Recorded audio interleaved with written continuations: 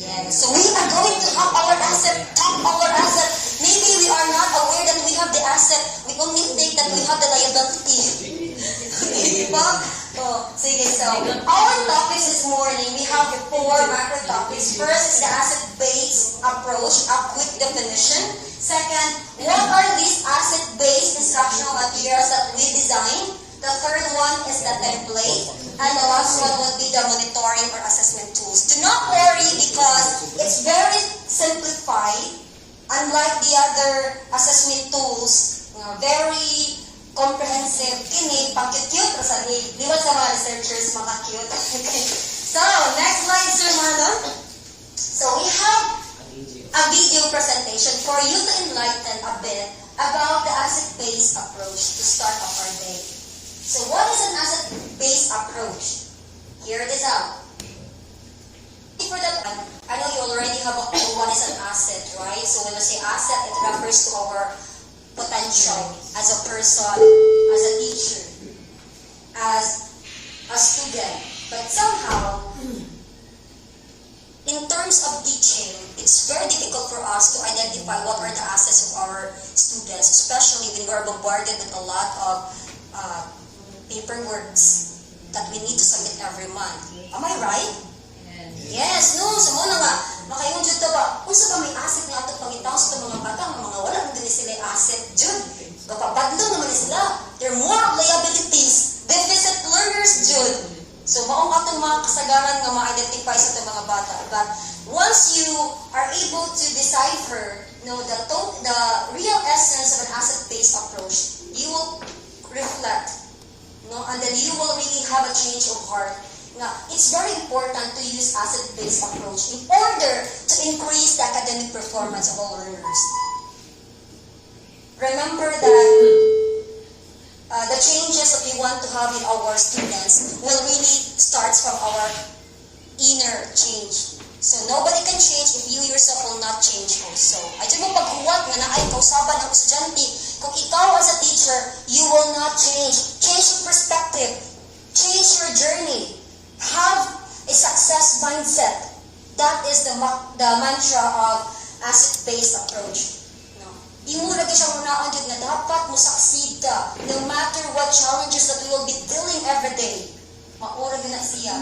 Before that, sige, mangutan ako, in your own experience, kinsa man diri nga teacher nga naabot sa punto nga you really want to give up, nga I don't want to teach anymore, especially diri sa Bulacau, kay I don't understand my job, I don't understand my learners, I don't understand the administration, I don't understand DepEd anymore.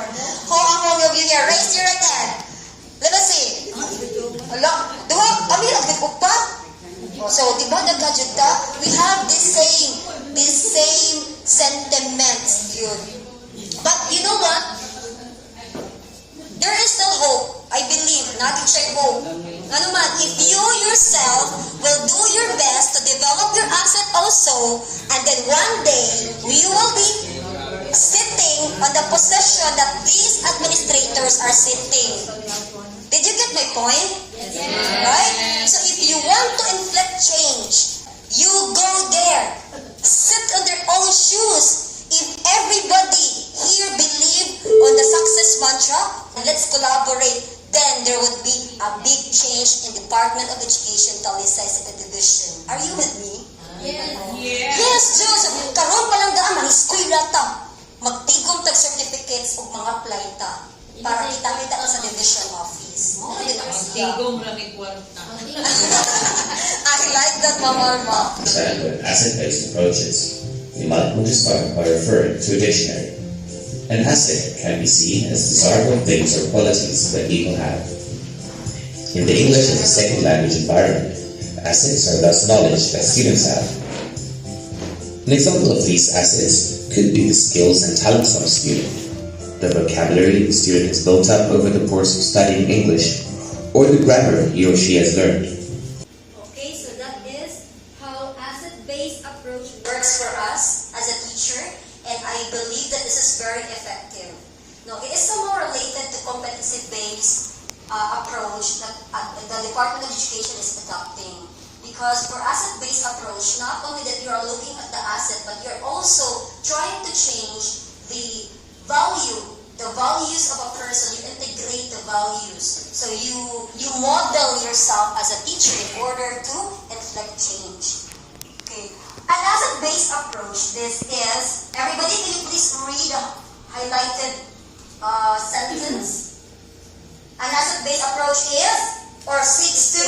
Seeks to unlock students' potential by focusing on their talents. Correct. So everybody is unique. So we believe that everybody has its own talent.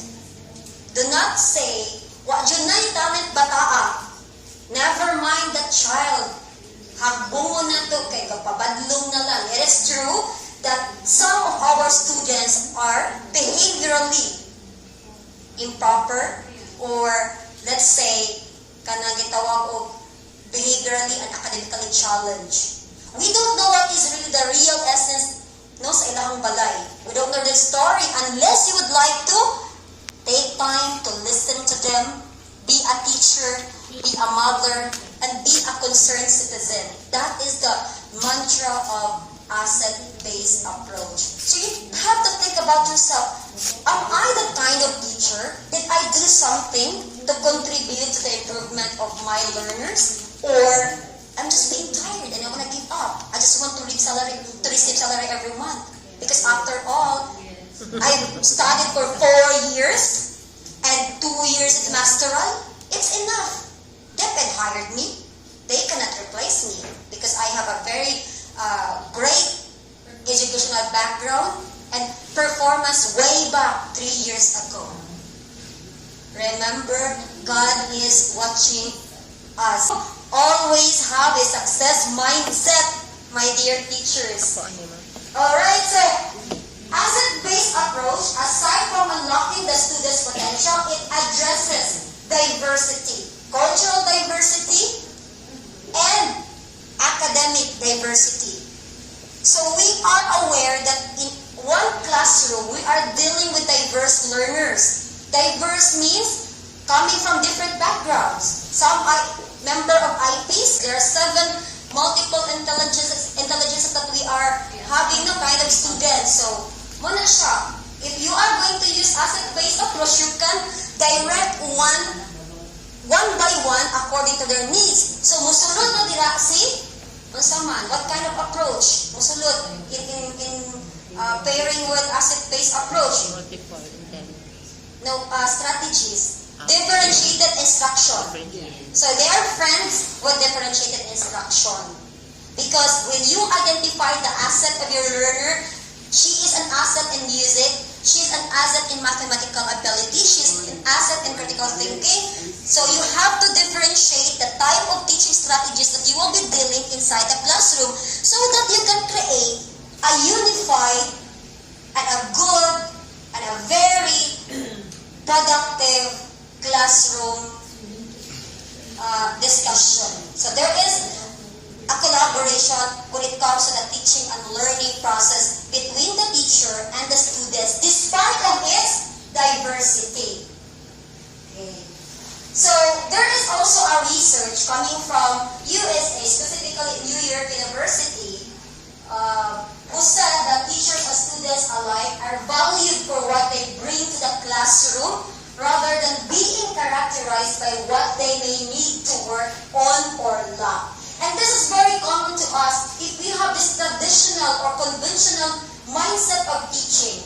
We always look at the numerical value. This student got 75 in my class record. So this student should be addressed properly. If not, this possibly will fail on the next grade level. That is the traditional concept because you are always looking at 75, 74, 73. But if you are going to change the first of your mindset using the asset-based approach, you can see, this student got 75 in science, probably because he is not good in looking at scientific things, but he is very good in mathematical ability. So why not, I'm going to talk the math teacher and ask the math teacher, how can I extend effort to address the learning gap of this kind of student in my science. So the math teacher will tell you, ma'am, that student is good in multiplication. Why not you give him an activity that there is also an involvement in multiplication? Let him count the number of microorganisms. Wow! O, di ba, amazing? Ayun, kaya mo ng bata, Mom, how can I count microorganisms? It's micro. Oh, very good in language. Kaya nakabaw siya sa micro. Sabi mo na yun ang teacher sa science. That is your assignment. And that is your task. If you can multiply, then you can pass in my subject. You will create your own rubric. So, di na pareha sa ato ang pag-additional nga 10 ang number of items. The student will get 5 over 10. 5 is hakbong, failing. Nobody can change that. But if you are going to use your rubric, like for example, the student can multiply 80 to 90, that is already outstanding. Satisfactory. VS, very satisfactory. And if 90 to 100, that means outstanding. So it's easier for you as a teacher to compute because you are merely looking at the rubric, right? So easier for you. So it's a win-win solution between the student and the teacher. So our problem in dealing every day with paperworks was somehow listen. And even our classroom management, malisten siya. Why? Because asset-based approach, you will just top your very active students to do the task for you. For example, he is a good leader, so you will just tell him, so you have the potential to become a good leader, so you will be the one to check the attendance. Oh, you're very good in penmanship, so you will be in charge in writing my lesson plan. You are in charge in writing the objectives on the board, because it's very important before you start the discussion in your classroom, you have to post your objectives, your learning objectives, because the learning objectives will give direction to your class. Where are you going to do for the whole day or for that particular hour? So you have to post it so that students can see it visibly. Not like carrying inside the classroom. Mingunay ka. Good morning, class. Okay, get your notebook. Answer the questions on the board. You're checking your watch. Almost 30 minutes. Pass the notebook. Mom, we're not yet done. That's not my problem. That's your problem. Finish it. Oh. Nya, mubagting daw yun. Musyagit mga mata. Yay! Ma'am, bell na, recess na. Ugma na lang. Meron na isra. Okay, class, goodbye. Kaya appointments ko. Kaya ano rin siya. Yan na siya ang mga makita nato nga mga not good practices. So that's why we are taught to use an asset-based approach for us to become an asset also. Very simple ra gyud kaayo ang yung philosophy, teaching philosophy. If you want to produce an asset, learners, be an asset yourself. So it's more of reflective and more of application every day. Kung di gani ka ganahan nga daghang kaghabong, ayo sa kagbunga imong kagalingon sa rating sa career nimo. Asa man ka, ari ka sa beginning, ari ka sa profession, ari ka sa highly profession, or you want to be a distinguished teacher. Very simple logic. Okay, did you get the point? Yeah. Good. Right, so let's have here. This is our asset-based instructional model. Our aim. Because our target is to produce 100% academic success every year. So we have to use the AIM concept, engagement model. So we started the key stage 1 wherein we have to give diagnostic tests to our learners in order for us to be able to check what is the potential or what is the skill of our student. Because our students have prior knowledge. Before they went to grade 10, they under grade 9.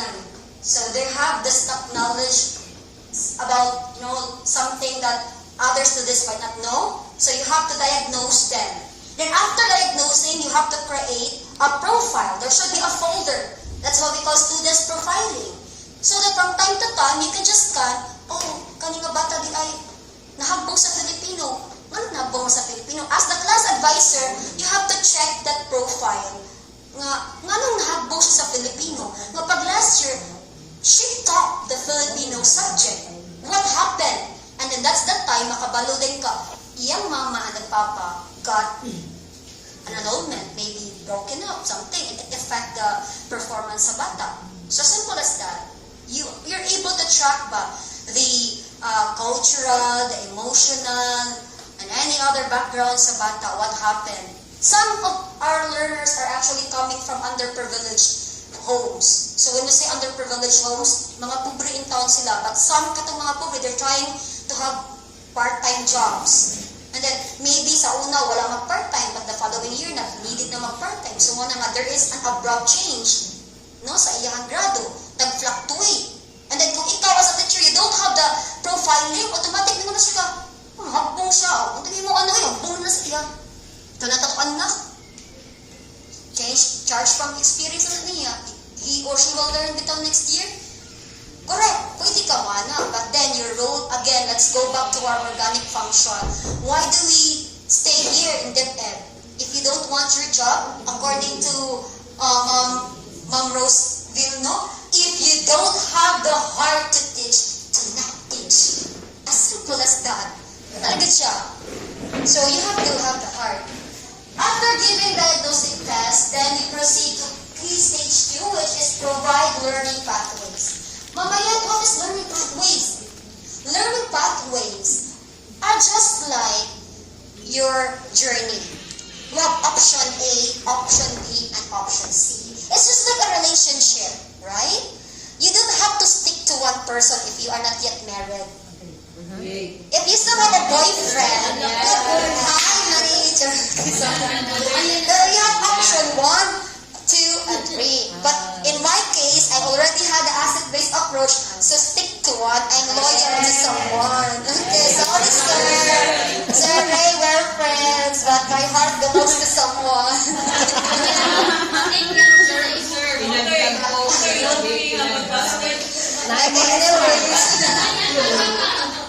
But we're friends, Mr. Ray, no? Healthy naman yung relationship ato adere. So that's really good thing. We are a family here in Bulacan National High School, and I really love our community. Okay, so let's put this asset base. So provide learning pathways. Learning pathways. Okay, so learning pathways. Again, balik na sa learning pathways, my dear.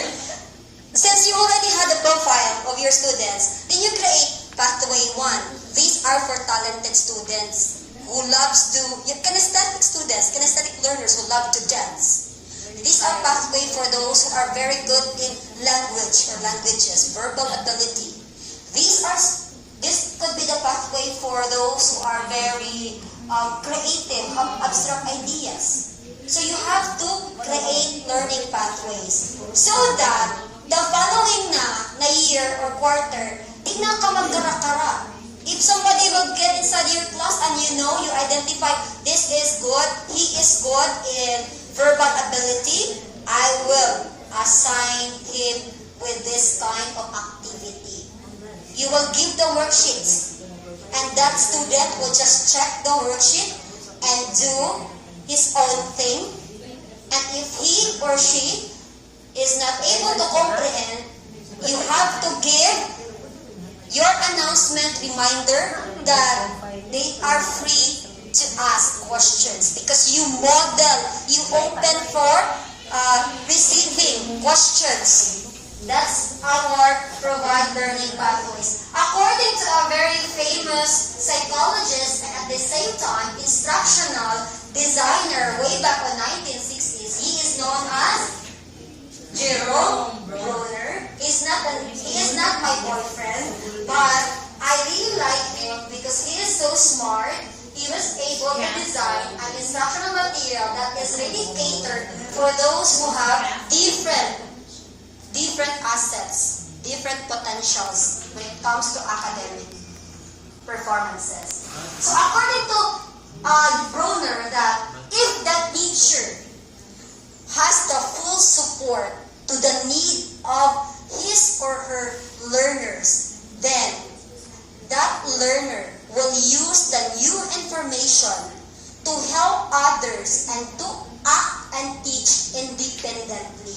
And that is the target of Department of Education, to have our learners to become independent in terms of reading, independent learners, independent readers. And that is also one of the problems why we have a lot of struggling readers, lot of struggling students, because even the teachers in the Department of Education are not using the asset-based approach. They forgot that the values, the character formation, and the competency formation are twins. When we say twins, kabaw na mo no, di pwede mawagtang si usa because it's imbalance. It's just like husband and wife. Akali ka sabihin! Alright. Ma'am, The kinsa ko? husband will not be called as husband without the presence of the wife. And the husband will not have the crowning glory without the presence of the wife. So when you look at the husband, if the husband is so humble, the problem is with the wife. Why? Because the wife is the reflection of the glory of the husband.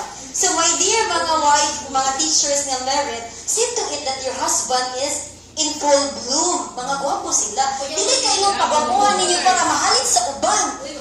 It's not like that. Now, to be honest, you read it in the Bible. There is a section in the Bible that you can read there. Right, Ma'am Gladys? That the wife is crowning glory of the husband. Amen. Yeah, amen. Amen. Oh, amen. Modern days now, nakuyawan ni Ma'am. But there is a trust and loyalty or fidelity. If you build fidelity in a relationship, no matter what happened, even though your husband is provided with several sexy chicks, you will be the number one sexy in his life. So, alright, so let's go to scaffolding. So this is the process of scaffolding. We are going to have scaffolding. When we build a building, building, there are scaffolds. So scaffolds are the support. So let us be the scaffolding in our students' lives. Let us support our learners so that they can grow. Kaya to be honest, you will never be a teacher without the presence of you, without the support of your family, the support of your teachers. Some of you here are influenced by your teachers. That's why they become a teacher as well, including me. I become an English teacher not because I'm good in English. To be honest, when I was in elementary, I am always the number one student, favorite student of my grade 1 and grade 1, grade 2, grade 3 teachers to stand up, not because to answer or to read English, to stand up because everybody can have their recess and lunch. Me, I have to stay in the classroom because I cannot read English. I'm very good in Filipino, to be honest. It's very opposite. And the reason why I ended up English teacher because one of my teachers in elementary, Ma'am Abeliana, I cannot really forget her name because she told me, Day Mayel, I believe in you. You can do it. Just do it. I believe in you. You can do it. And then I said, Mom, do I still have a chance? And then she, your chance starts now. Mom, how can I read English? I don't know English, Mom. I only understand like that. Yes, Mama. Okay, this is your number one assignment. Get this book, read this book, and tomorrow read it to me. It's a challenge, and the title of the book is Humpy Dumpy. Humpy Dumpy, Sarah mo ha. Humpy Dumpy, oh. Ginimorize mo dito na ako. But then, I learned something. No, there's a strategy di ay. So, my teacher, Ma'am Abina, said, oh, very good, very good. You are very good. You have the diction. Humpy Dumpy. Nabidi si Ma'am sa iyong mga fellow teachers. Sa grade 1 ako nga teacher nga. Kontrahan, jugod sa akong maestros. Grade 1, grade 2, grade 3. Kaya di ko nakakabawag. Kapoy na ko na sila. Kaya di sila makauli og sayo. Kaya sige ko barug. Kaya di ko nakabawag basa og henny penny. Humpy Dumpy na dito akong sahon. Di siya henny penny, Humpy Dumpy. So, ingon na si Mama Biana. nasa youth mo, minus si Mayit, di lang, wala niyo ma-discover. Then when I was in grade 6, there was this activity. I volunteered myself to prove my grade 1, grade 2, grade 3 teachers that I am good in memorizing, in understanding the context of, when we say the language itself, the words. I said, Ma'am, declaim ko, all things bright and beautiful. So never in my life that I envisioned to receive the first prize at that time. Kaya wala ko mag-expect no, madaghan kay mga tao. That was my first public appearance. And when I get on the stage, I was totally having the mental block. But then, my teacher, Ma'am Adeliana, kuha pa siya ng paper. All things bright and beautiful. Kaya ako mga classmates, go! Ano na? Ingat sa leg ko.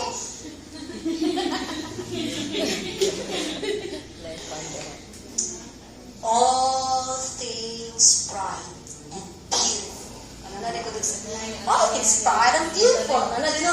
Nice na kaayod-ayod kay mauna man dito siya. So that is why, ningon ko, I have the chance to become an English teacher that is my teacher. The asset-based approach already started way back on 1990s pa, even 1960s. It wasn't familiarized by the others because our educational leaders focusing on numerical statistics. They want to have 100%, 90 to 100 numerical figure that their students can get. They forgot to form the values, the character, the confidence of their learners. Once you get the zest of the confidence of your learner, then that learner doesn't need your constant push. They will volunteer themselves to do something. The same with our fellow teachers here. You can apply it in your teaching life. If you are confident enough, you don't need someone to push you. Ikaw na dyan maingon, Ma'am, I'll do it. I can do it. Yun na good siya. Because in our mind, bangod, gaon na ang tong mind nga, we can do it. We're afraid. Who are we? You're good. I'm not. So there is a binary opposition of good between bad, light, and dark. Mabito ng mga Pilipino, mamalit din ka na ang lotion, kaya mapaputi. But then, when we go to the United States, we are the most beautiful women. So because of our binary composition, because of our complex mind, we have this preconceived notion that binary opposition, if we don't have like this, we are bad, we're not good. Naman nga, nag-attract ka sa negative. But if you're going to study the Chinese, you know, mga Chinese businessman, who is that Chinese who invented or discovered the Alibaba? Jack Ma. Sir Bihok, are you familiar with Jack Ma? The one who, yes, the Alibaba, no? Jack Ma is a failure. Academically failing subjects, yun na madawat every year. He did not even go to college or university. He was rejected in several schools. But then, ingon si Jack Ma, I'm good in business. I'm good in strategies. Why not use this? So, who is the richest now? Siya. And then, kato yung mga teachers, nagpabili na yung professor o kung na silang life. But then, looking at him, no, makaingon ka ba? Every student has the chance, their right time to shine. The same with the teachers. And because of those changes, they are focusing on their assets, on their potential. Okay, sige, Roman. I hope you understand the scaffolding, no? The supporting process. The last one for this model is sending feedback. You have to give feedback to your learners. Very important to have the coaching, the mentoring. You tell your student, you tap their back, you tell them, this is what you are going to do because you are poor in this kind of skill, so you have to develop in this area. Just be open. There should be what you call this one, collaboration, an openness with your relationship, teacher and student. There should be agap sa gamay kay basig sobra ka ang relasyon mo maghag-hag na na or lain na sad kina siya no. So that's not what I mean ha. It's a healthy relationship that you are going to build when you have the sending feedback in stage 3. So this is basically our 3 stages if you have to use the asset-based approach. Right, sir? Next. So what are these scaffolding strategies that you may use? I know some of you here, teachers are doing this, but you are not aware. Oh, asset na din ko na teacher because I'm using these strategies. I'm already an asset teacher. But nobody tells me that I'm an asset teacher. So right now, you tell yourself, I'm an asset teacher because I know all of these scaffolding strategies. How all of you here use the read aloud? Yeah, me. Okay, yes, Ma'am Tu and Ma'am Gladys. Because they are going to have the modeling. That's a good teacher, that's a good asset. You ask your student, you read aloud. Mom, I cannot do it. Repeat after me. Let's do this together. You can do it. I will do it first for you. That is an asset teacher. See? Graphic organizers. You let your student to be creative enough, just like yesterday. I can really, that's why I said no yesterday, makita yun din Ma'am Rose no, ang atong mga batasan sa atong teacher. Maybe some of you here are freaking negative when I said that. But what I'm trying to say, makita ang batasan sa mga teacher na, they really have the asset because they're very creative enough to showcase their talent. Una ako diri sa math ko nga, prim and proper kasi nagsukod-sukod, math kaayo dito. Ari pagbuti, 5.6, anak. Napo sa TSA, sila sa sir dito. Sila sa sir dito. Oh.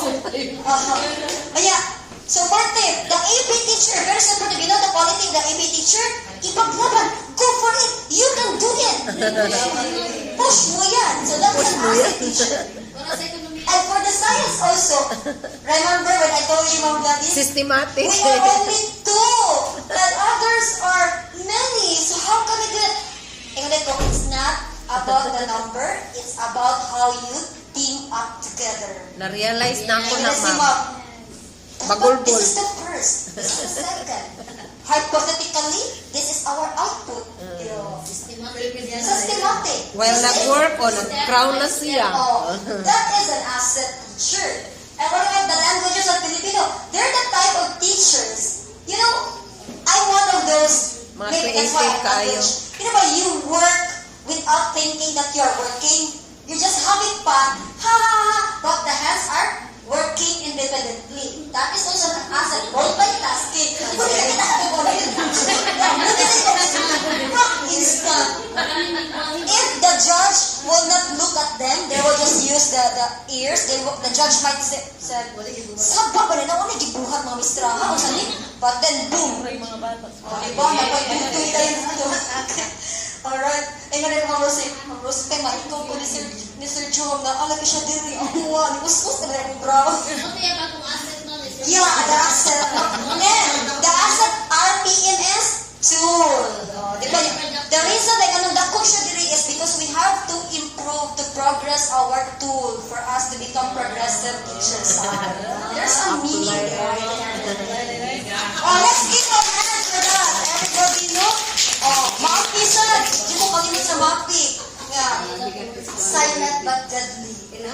There, actually, the first ko na-amaze na kayo ko, Ma'am Rose, napunsa na ito na mouthpiece. Ma'am, hilong lagi kita sila. Ma'am, hayapon lagi ko nila. Ma'am Rose said, ako na dito. Nagkuhan ba ito sila dito? Paparaan ako. I am so amazed because Ma'am Monica, nag-strips din. Sige, ano taas kayo strips? Uy, I remember, I remember bitaw, I have this fixed notion nga, ang strip is in Anhafra. I wonder ba, taas kayo. Hindi ko, nagod ta. I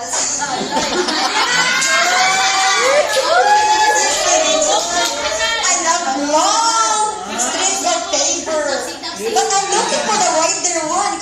Where's the wider one? Ano na lang si Ma'am And because of that, I have the slit on. Nag-slit is good because I'm inspired to have the slit.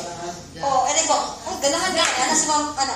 Ay, nice na day mag-slit. So I wanna have a costume or attire tomorrow that I can use the slit approach. Oh, pag naog na ko sa, nakalimat ko ba og short ba? Pag naog na ko, pag naog na dito niyo, hindi ang tanan kay, datong na kasi.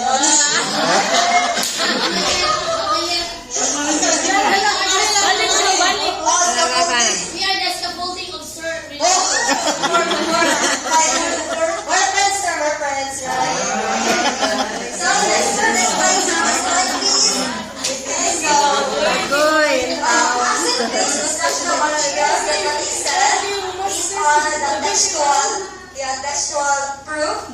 If you want to use visual, these are some of the examples, the picture, the diagrams, moldings, projectors, and so on and so forth. For the audio, you can see their tape recording. Yeah, tape recording, why not? You're going to record your voice because you feel that you have a very beautiful voice. So maybe like, okay, class, let's have our class.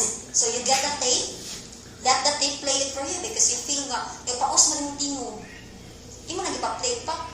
Nga tawa din mga bata. Oh, na-amaze din sila. Ikaw pa sabi, tape recording is also very effective. And audio-visual, this is the millennial or the Gen Z type of learning. And we have also now projected media, two-dimensional. I highlighted the red colors because the senior high school are actually using the two-dimensional and three-dimensional. Probably because we are at a higher level and we have also the capacity and the resources to use these two kinds of instructional materials. Okay, sir, please, next slide. Example of infographic material. So, this is a poster. Trust me, if you're going to have your students do this, they can do better. Yeah, it's easier for them to understand your thought because it's more summarized and then you can also integrate ICT. So, this is one of the instructional material, yung tool to use. Okay, so next slide, sir. We also have here the T-chart, sequence chart, main idea web, concept mapping. This is very familiar with the language group. With diagram, very common. But what is the twist? For the twist, you have to ask your student to design, to put some colors, to add some, creativity. What do you call this one? Basta creative ideas that they can enhance the traditional presentation of the Venn diagram and concept map. Like for example, you will tell your student, okay class, let's make a Venn diagram. Let's compare and contrast between the man and the woman's physical bodies, but do it in a colorful way. You put some color in your Venn diagram. Ma'am, what color should I put for the males? Oh, males represent courage, so the color blue.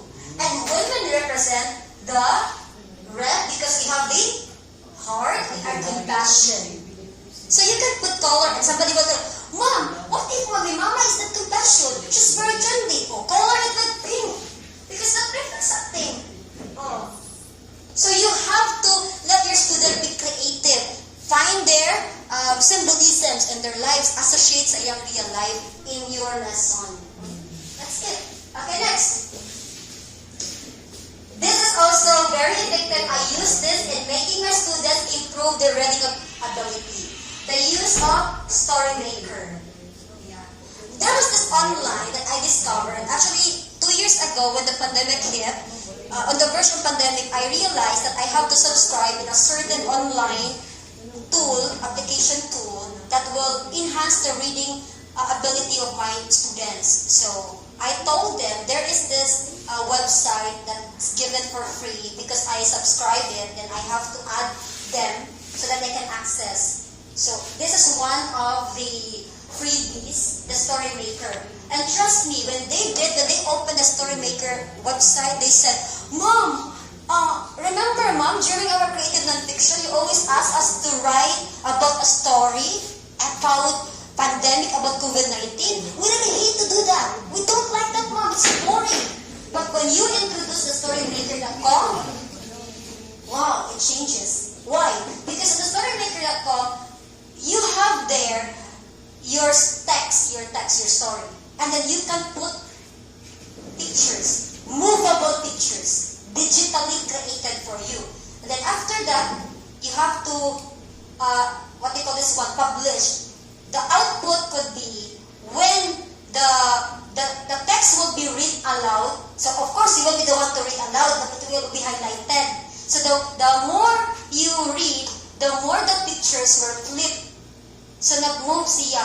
That's what we call in Cebu Normal. When I studied the broadcast media, it's what called digital storytelling. So I said, wow. Ako mga students, they love it. Digital storytelling. Wow, we are writers already. Oh, yes, you are a writer. You are more, better. And you're better than me. You're more creative than me. Mine is only a book, and the reason why I had the book is not because to boast. I had that book because I want my students in my reading class to, to realize that everybody can be a writer. So I did it with love. Most of the stories that I included in there are part of my experiences here in Bulacau. So they're part. I mentioned the grade 11 because I had a social science class with them. So the whole story was reflected in that book. And then you're gonna find out what's my learning. My learning is not based on the book, but based on the experiences that my students taught me, not by my mentors in Cebu Normal University or even in Southwestern University when I had a law. Dili dyan sila nagtudlo sa kuha.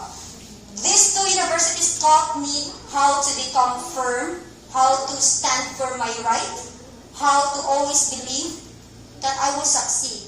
But my students, they taught me the values in life that you cannot find in the book, but by real experiences that you will have with them. Okay, next, sir. Okay, this is an example. We are applying our instructional to a material. So the Philippine Informal Reading Inventory, I'm using the visual presentation for them. So they're amazed. Okay, next, sir.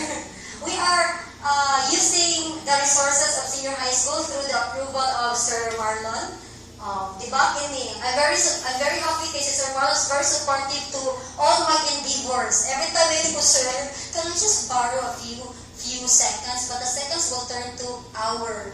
But sir, even sir, he had a class, but he will just suspend his class because I'm still there. Sir, thank you so much for that. So, see, they really enjoy. They're making their graphic, what they call this one, mga graphics, movable graphics. Yeah, in my class with them. Another sir. Okay, this is from a communication class. Remember Wiljan, ma'am? He is the shy type, the introvert type of person. But I told him, you know what? I see something in you. The way how you have your voice, very good diction, very good quality. So I want you to stand up for what you think you can. Mom, I think Mom, I cannot do it. But I think you can do it. Mom, I cannot do it. You have to do it. Because I see you. Mom, mamurog ko, Mom. I'm so shy. Always remember, they're just period. And you are an exclamation mark. So, he took the word, the church message, and then he faced the front, and I said, hello everyone, I am the message in oral communication class because my message in the world is to say that we can do it. And without my message, communication is nothing.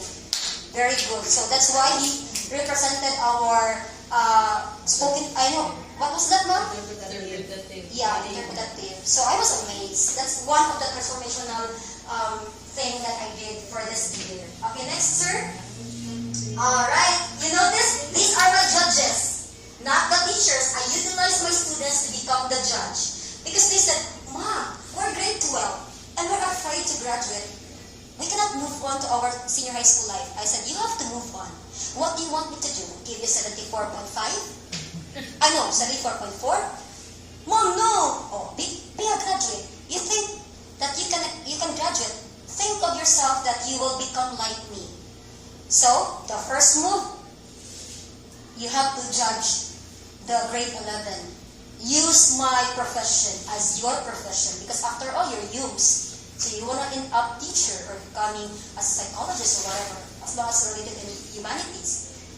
So, they become the judges. They give their feedback.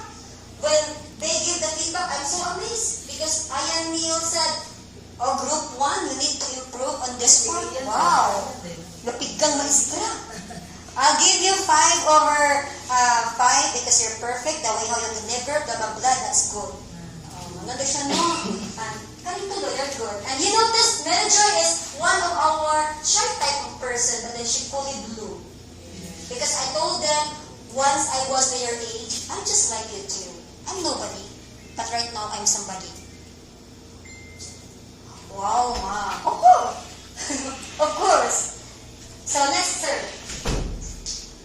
Yes, this one.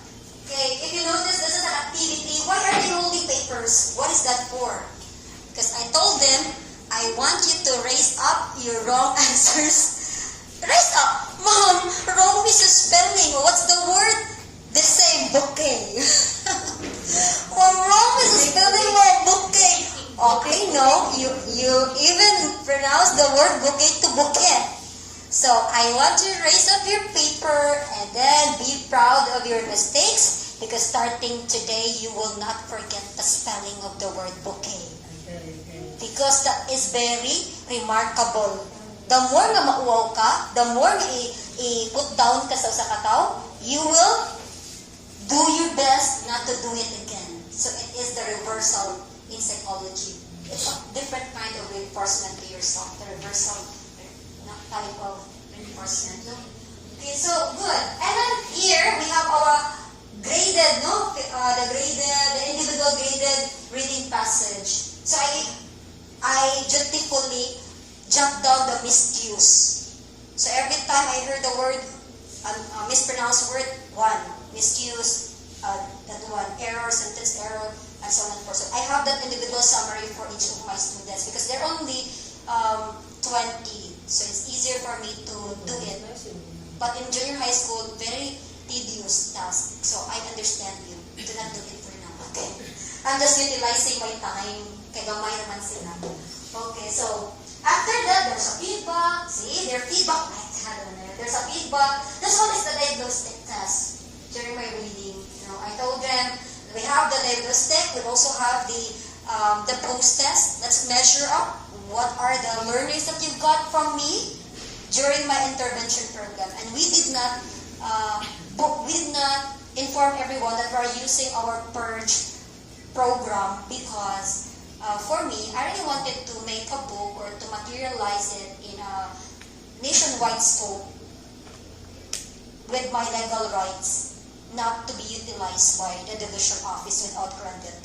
So that's why I said, if I'm going to have a program, I want to publish it legally with my name bearing on the worksheets, then give it to the division office so that they can take my account as the writer, the designer, everything. Iba man na siya yun. Kay, what's the usual trend? Somebody will use you, but you will not be credited according to your potential or talent. That's why you ended up, I will not do it again. And you know what? Intellectual right is very precious. One program costs $1 million. Just like Bill Gates, just like Elon Musk. Very simple idea nila ani nga Facebook, what they call this one, katulad sa, o kamay ka na nga, there are many companies ni-reject sila ha, because they're independent. But then, right now, wala din nag-isuko, wala din baligya, nag-kikip, itago. Then sila din ang nangitag kwarta para maka-provide for that. Then, boom, they're becoming billionaires. Then, those companies who rejected them, go after them and want to buy their products. But, hey, sorry. We already established our name, so better luck next time. That's the scenario. Okay, next, sir. Achievers versus non-achievers. What have you noticed in this picture? On the achiever side, what are they doing? They're happy. They're happy. They're raising their certificates. No? Because they achieved something far greater than they expect. But what about the non-achievers? Were they happy too? Yes. Yes. Why? This is my secret. I told the achievers, okay, your spotlight is done. I already give you the floor for your moment. This time, for the second chance, let us give that certificates to our non-achiever students. You call somebody who belongs to an achiever and then pass that certificate one by one. so that they can feel that this is really the moment. This is the feeling if you want to become an achiever. And the effect to that, with the help of my fellow teachers, with their asset-minded, give them also passing grade that they never expect, more than 75. They've got 80. So let's give also our senior high school teachers for this support. So, ningon din niya, kani, Ma'am, wa ko mag-expect nga naka-80 ko, wala ko lang exam ko ron, Ma'am. 80 plus ko, kami, Ma'am. I said, it is not because your teacher just closed their eyes. It is because your teacher, Gonzalez, it is because your teachers see the asset in you. And they believe that you have your potential to do it today. If not, on the past years, today. And then continue to soar high because you are from Bulacan National High School, senior high. That's our tagline. So silang tanan, ipakarog na ako. Nga, di pa basa-basa na, wala na nakakuha na sa tagsa, kaya iso naman kayo, take na mong time. But the point here is, the achievers pass their crown to non-achievers so that next time, they will also become achievers in their own way and the right time. Okay? So, next, sir. Okay, who can forget this? Manano? Nung na-appeal ni Ma'am. This is the representation of collaboration of the teachers. The Filipino and English. They collaborated. Ma'am, mag-unsa mo sa meeting na tuog sa ato ang kanang kuan event sa Filipino o katong reading month na to. So, brainstorming of ideas, blah, blah, blah, even though we have this constraint of time. We never said no. When somebody said, let's have a meeting, go. Support, collaborate, that is an asset way of doing things. So let's give our hands to Alright, so, bright ideas, no? Okay, next, sir. Asset-based instructional plan in oral communication. I just chose oral communication. Actually, this is very simple. When you try to differentiate this kind of model than our instructional plan, very heavy and comprehensive ato in-depth kayo ato ang plan. But here, nga naman yung ka-simple. Why is it very simple? Because the role of the teacher is to teach, not to always do paperwork. So why not give our teachers a time for them to prepare materials, to prepare for their lesson? So if they're required, because the Department of Education are really requiring teachers to have also the evidence, the guide, the compass, or whatever they may call it, then provide a simplified version of plan. So I'm using the SAFE. Why SAFE? Because asset-based, we're going to the SAFE road. So S represents stimulus, A activity, F follow-up, and evaluation. They're just the same. You know, if you're going to compare our registered instructional plan and this one, the same. Why? Stimulus. Before you start with your class, of course, you provide problem questions. Before you discuss, you have questions because you want to build rapport to your students. That is stimulus. Any stimulating activity you can inject there. And if you will not write a lot of things, you will just write something.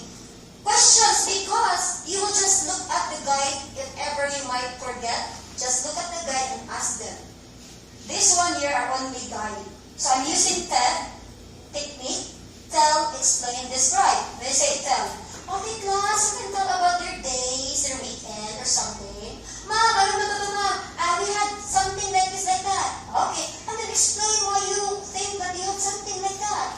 Oh, okay, describe. What was that? So there is already a transition. And then, na-build na ang rapport sa students. After that, provide activity. Okay, class, now you are hyped enough, you are very active. Let's have an activity and see if you are ready for our lesson. Provide activity. Whatever activity you like. You want game-based learning, you want I'm not familiar with that, no, other activities. Pero kamo, may kay I'm sure. So you can search. And this is oral communication na ni, so video na lang ako ang ipakuan. Provide. So the template for this will be in the next slide. Then after activity, the follow-up will follow. So follow-up means you have to check one by one if understood what they are doing. Are they doing something related to your class? Or they're just bluffing or whatever? So, follow up. Then after you follow up, incite your discussion. When you discuss, you don't discuss the entire text. Just summarize it. For example, your topic is all about, let's say, adjective. Action word na lang. Verb na lang. So, linking verb. So, okay class, you know what class? Remember about linking verb? You're just telling them. You're not saying, class, our lesson for today is about linking verb. No. You just tell them like a mother, daughter, or a friend. You know what class? We have a very interesting topic today. If you like, it's linking verb. Do you know what's linking verb? Ano ba? Mom, si verb o si linking? Oh yeah, very good. Si linking and si verb. But let me remind you, verb is an action word. That's what you are doing right now. You are writing, you are talking. That is verb. But when you say link, that is something that will, it's a kind of verb that will link your two, your words or phrases something to make a good sentence. Ano lang siya? Then, you will not realize na nag-discuss na ka. No, ano na siya? Kapag evaluation na yun, ilagay mo tabi-tabi na sa mga student. You know what, class, we are done with our, chit chat. So why not? Let's check if you really understand me. We have on the same page. So, what do you want? You like performance? You let them choose. Do not choose for them to do something. You let them choose. Okay, class, what do you like? Performance-based or the written? More performance. Okay, let's have performance. See, why you have to let them choose? Because if you give the freedom, academic freedom, they will love to collaborate with you. They love to show their inner selves. Okay, feel nila, kami sige papuot ni ma'am. Pero you all have to go back to the rules. Yes, okay, you like performance? But class, let me give the rules also if you want performance. Performance, so written. Homework, ma'am. Okay, alright class, homework? I love it. So, 5,000 pages homework. Would you like that one? So, outsmart your student. Do not let them outsmart you. That's your power. So, we have already the complete setup of asset-based instruction. Look at this guide. I just write your performance base. And then just a very simple load, what could be the performance? And done. This is my instructional plan. Then ready to submit. Less than a minute, I can submit it to my whatever person in authority would collect my lesson plan, principal, supervisor, or whatever. So as simple as that. Not time consuming. Okay, sir, next.